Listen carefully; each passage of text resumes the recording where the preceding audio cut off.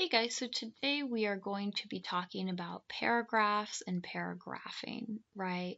And as we get started here, you can begin asking yourself, well, what is a paragraph exactly? What makes a good paragraph? How would I define a paragraph?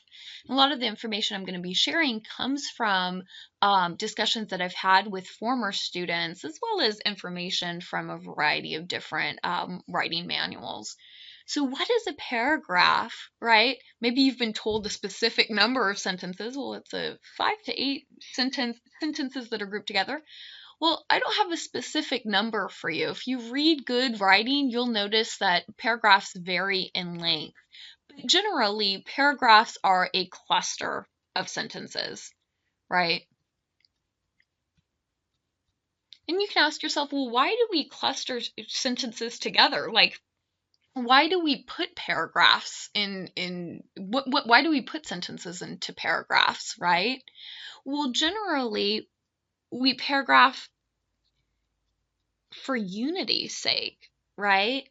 For topic's sake, help readers understand how sentences are fitting together and how topics fit together. So this idea of unity is really important. Generally speaking, each paragraph is going to have one point of focus or one focus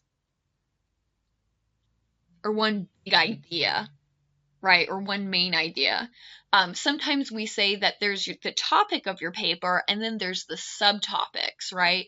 And with paragraphs, each paragraph represents one of those subtopics. So for the rhetorical analysis paper, let's say you're analyzing a work and you're saying, yes, it's successful, and you're saying it's successful because of the author's credentials and her research, as well as her writing style. Well, those three paragraphs those three ideas might form three separate paragraphs, which helps create unity in a paragraph. So every time you switch ideas, generally speaking, you switch paragraphs, right? So what do paragraphs consist of? Well, there's a lot of ways and a lot of terminology for this, but usually there's some sort of topic sentence, right? A sentence that introduces what the paragraph is going to be about, right? Often there's some sort of information or concrete evidence or fact that you bring in as well, right? And often it's going to involve some sort of explanation or commentary. Explanation or put slash commentary or comment, right? So generally, that's kind of how we can think about paragraphing. For the rhetorical analysis paper, though, there's some specific questions that you can ask yourself, right? So let's say you're writing your topic sentence and you're like, how do I start this? You might ask yourself, well, what specific strategy, aspect, or moment in the text that you're analyzing am I focusing on? And if you answer that question, you'll form a topic sentence. For example, Smith uses a lot of analogies, or Johnson uses a lot of juxtaposition in order to support his point, right? And so notice I'm naming a specific strategy or specific aspect of each author's work that I would focus on. Well, you're not done yet, right? In order to help the reader get a sense of the original author's work, you can provide some sort of information or proof of the strategy that you're analyzing. So you might say, how can I prove this? Is there a moment that I can quote from the text? Right? So if you're saying he uses a lot of research to support his point, you might quote some of the research that he brings in. If you're specifically saying he uses, let's say, research to support his assertion that students today are too whiny, right? Well, then you could actually quote some of the research that he brings in to give readers a sense of how he proves his point. But that's all identification. Now comes the real analysis. So now you can begin asking yourself the question, why was this important? What does it do to readers, and how does it do it? Or in other words, what effect does this moment or strategy have on the audience?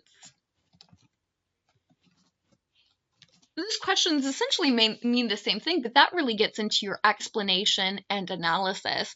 And that will take you a few sentences to really dig into, oh, wow, this is what he's saying, but this is what it does, right? This alienates, or this builds a bridge, or this encourages something, right? And you also have to explain how. Don't just say, it builds a bridge. You have to explain how it builds a bridge, right? And then finally, you might ask yourself the question, well, so what? How does this affect the overall success of the author's writing, right? So if you're saying, yeah, he uses a lot of research, well, you have to finally ask yourself the question, well, how did all this research ultimately contribute to a quality piece of writing, right? By including all this research, Smith allows us to see that what he says has a lot of hard evidence to support it or to back it up, right? So don't forget to answer that so what question. Okay. So you certainly do not have to follow this format, right? But these are just some questions if you get stuck. Overall, generally speaking, a rhetorical analysis for each paragraph is going to have some sort of assertion, right? You're going to make some sort of claim, right? It's going to have some sort of proof or quotation. Going to have some sort of explanation of the quotation, and then there's going to be that analysis, how it actually contributes to the overall success of the author's argument. So you can think, do I have an assertion in each one of my paragraphs? Do I have some proof or a quotation? Am I explaining my quotations? And am I analyzing the actual work? And if you're doing these things, you can do it in a variety of ways. Ultimately, you'll find that you likely will have a solid body paragraph for rhetorical analysis.